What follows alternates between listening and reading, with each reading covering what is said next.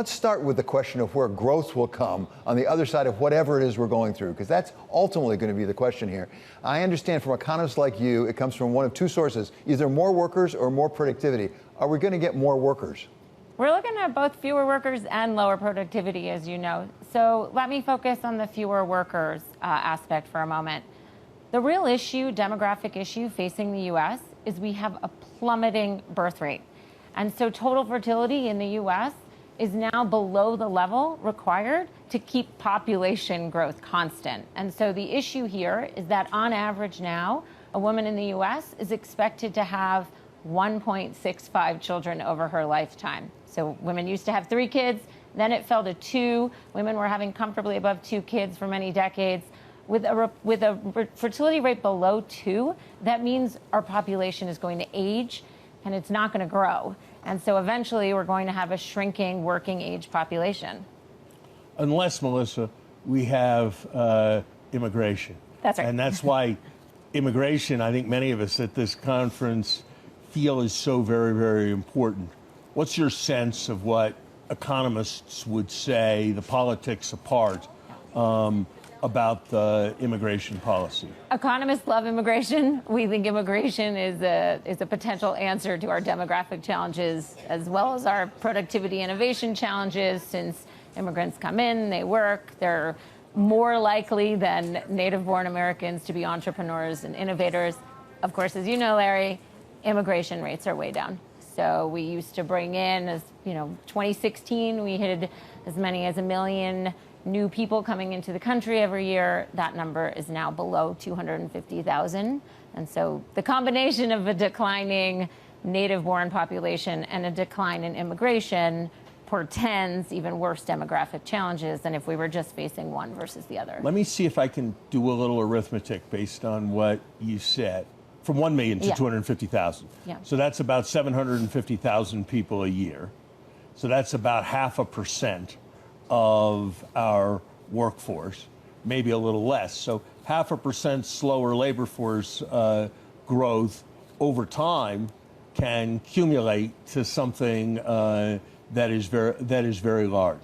And if we go back to the birth rates, we have about 500,000 fewer babies being born a year than in the not distant past. Melissa, if you, what would you say about this?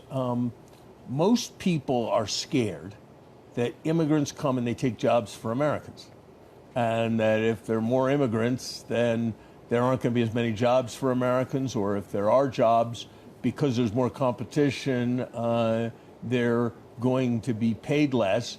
And that's true whether the job people think is working at McDonald's or is working doing computer programming at Microsoft. How should people feel? Shouldn't they have this worry that they're going to be poorer if we take all the immigrants, just like they get hurt if we take a lot of trade from other countries where they have much lower wages? So the reason economists are so bullish on immigration is because we have so much evidence that immigrants are good for the economy. They are good for most workers. But it is true that there are some groups in some places that will feel wage pressures. And I think the way we solve this issue is to make sure that we recognize the disparate impacts of certain groups. We recognize that low-wage workers in certain sectors might not experience the benefits, the overall benefits that immigrants bring to the economy, and we take steps to help them. I mean, it's not dissimilar to what we have to do with trade too. You know, more imports is good for most people, but some people are harmed by it. We're going to see this too with the shift to a greener economy. Some people are going to lose their jobs, even though it's better for everyone. And so, I mean, I think acknowledging that some people feel and are harmed by this, but that's a small concentrated group, and taking steps to address that allows us to do things that make the economy grow and be more productive. Sorry, Melissa, I wanted to come back to fertility. Larry's pointed out a way in which economics, whether misperceived or not, may affect our willingness to have immigration. What about fertility? Are there economic causes for the reduction in fertility? So the decline in U.S. fertility, and it's really being driven by a plummeting of birth rates since 2007. Births fell after the Great Recession. They haven't recovered. You can't point to any policy or economic factor that's changed since 2007. So sometimes people will say things like childcare has become more expensive, and if we just made childcare less expensive, people would return to having more than 2 kids. That is just not the case, right? There's nothing that easy that we could point to. And in fact, U.S. women now are just having births in the same way that women in other high-income countries have reduced their birth rates long before, in the 80s and 90s. So I don't think this is going to be easy to turn around. Lots of other countries have taken direct steps to try and incentivize people to have more kids. There's a lot of countries that have experimented with baby bonuses, a few $1,000s. Birth rates go up a little bit in the following year, but nothing like the 20% increase in fertility we would need to get back to replacement level. Melissa, having an expert like you here, I can't resist stepping out of our mutual lane as economists to ask a question I suspect is on many people's minds. Do you think that the recent Supreme Court decision and the steps that are going to be taken in a number of states, do you think that's going to materially affect the number of births in the United States? We do have estimates on this based on lots of data we have about how abortion restrictions lead to more birth rates. I expect there will be about 100,000 more births a year. Yes, this is not going to bring fertility rates back to where they were. This is going to mean that some women who wouldn't want to have a child now are going to. Since you raised the issue, I will say that this makes the imperative of doing more to support kids and low-income women in this country that much stronger, which is, that was something that Congress was talking about for a brief moment in the initial Build Back Better. That stuff got jettisoned. In the post-Dobbs decision paradigm, we are going to have some more births disproportionately born to low-income women, and we need to talk about how we're going to make sure that those children are well taken care of. So, Larry, can we make up the loss of population and workers with productivity? We have the CHIPS and Science Act now. We have the Inflation Reduction Act, both of which I understand are meant to increase productivity. Can we make it up in increased productivity?